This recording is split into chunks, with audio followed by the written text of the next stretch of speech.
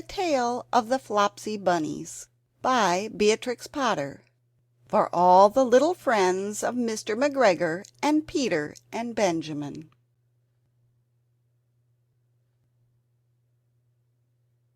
It is said that the effect of eating too much lettuce is soporific.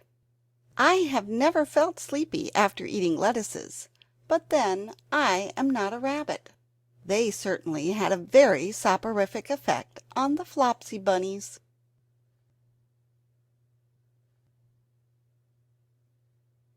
When Benjamin Bunny grew up, he married his cousin Flopsy. They had a large family, and they were very improvident and cheerful. I do not remember the separate names of their children. They were generally called the Flopsy Bunnies.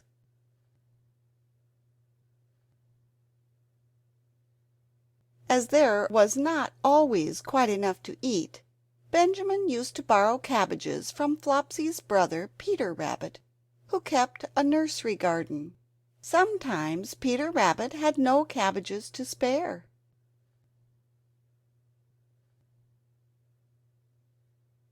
When this happened, the Flopsy Bunnies went across the field to a rubbish heap in the ditch outside Mr. McGregor's garden.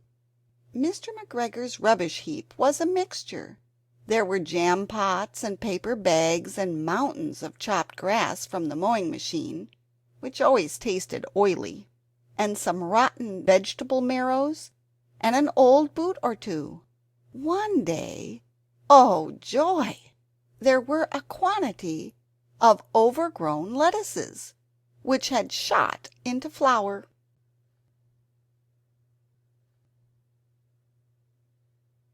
The Flopsy Bunnies simply stuffed themselves with lettuces.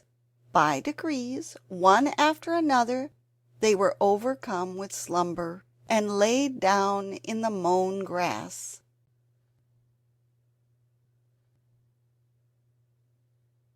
Benjamin was not so much overcome as his children. Before going to sleep, he was sufficiently wide awake to put a paper bag over his head to keep off the flies.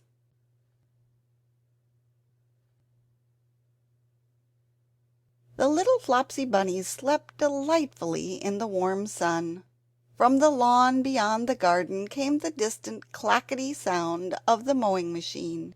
The blue bottles buzzed about the wall, and a little old mouse picked over the rubbish among the jam pots.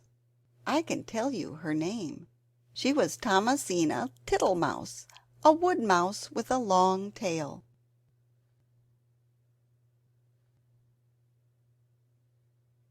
She rustled across the paper bag and awakened Benjamin Bunny.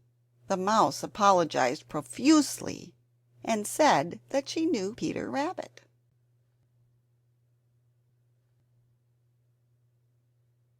While she and Benjamin were talking close under the wall, they heard the heavy tread above their heads, and suddenly Mr. McGregor emptied out a sackful of lawn mowings right on top of the sleeping Flopsy Bunnies. Benjamin shrank down under his paper bag.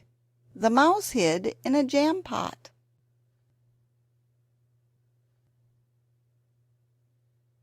The little rabbits smiled sweetly in their sleep under the shower of grass.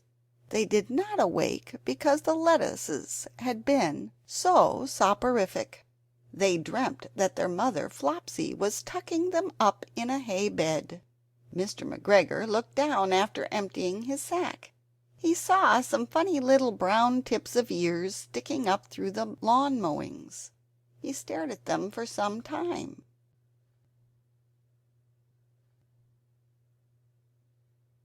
Presently a fly settled on one of them, and it moved. Mr. McGregor climbed down on the rubbish heap. 1, 2, 3, 4, 5, 6 little rabbits, said he as he dropped them into his sack. The Flopsy Bunnies dreamt that their mother was turning them over in bed. They stirred a little in their sleep, but still they did not wake up.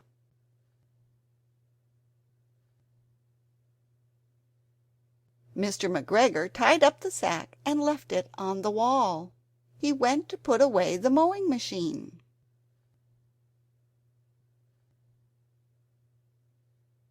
While he was gone, Mrs. Flopsy Bunny, who had remained at home, came across the field.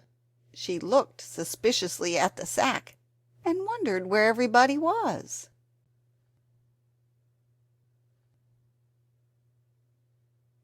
Then the mouse came out of her jam pot, and Benjamin took the paper bag off of his head, and they told the doleful tale. Benjamin and Flopsy were in despair. They could not undo the string.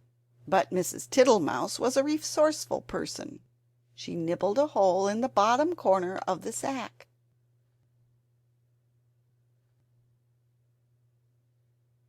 The little rabbits were pulled out and pinched to wake them. Their parents stuffed the empty bag with 3 rotten vegetable marrows, an old blacking brush, and 2 decayed turnips.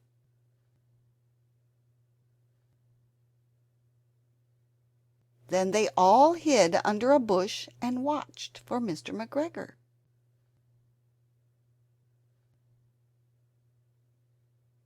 Mr. McGregor came back and picked up the sack and carried it off. He carried it hanging down as if it were rather heavy. The Flopsy Bunnies followed at a safe distance.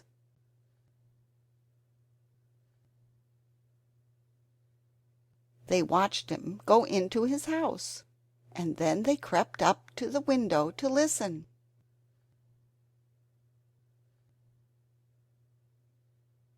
Mr. McGregor threw down the sack on the stone floor in a way that would have been extremely painful to the Flopsy Bunnies if they had happened to have been inside it.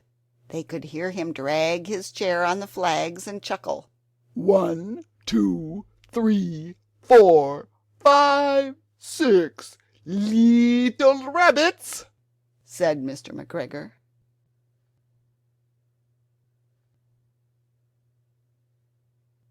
Hey, what's that? What, have they been spoiling now?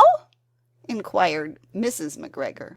1, 2, 3, 4, 5, 6 little fat rabbits, repeated Mr. McGregor, counting on his fingers.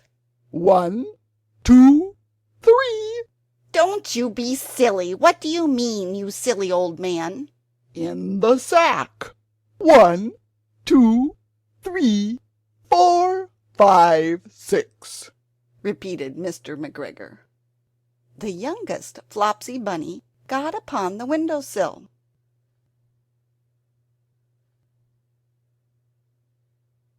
Mrs. McGregor took hold of the sack and felt it. She said she could feel 6, but they must be old rabbits, because they were so hard and all different shapes. Not fit to eat, but the skins will do fine to line my old cloak. Line your old cloak, shouted Mr. McGregor. I shall sell them and buy myself baccy. Rabbit tobacco. I shall skin them and cut off their heads.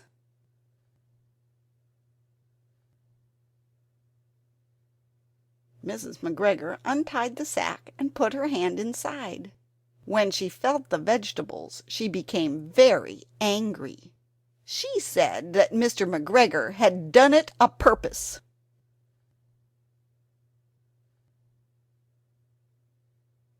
And Mr. McGregor was very angry too.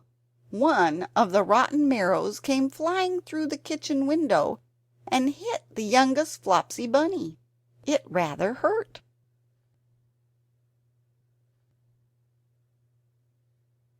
Then Benjamin and Flopsy thought that it was time to go home.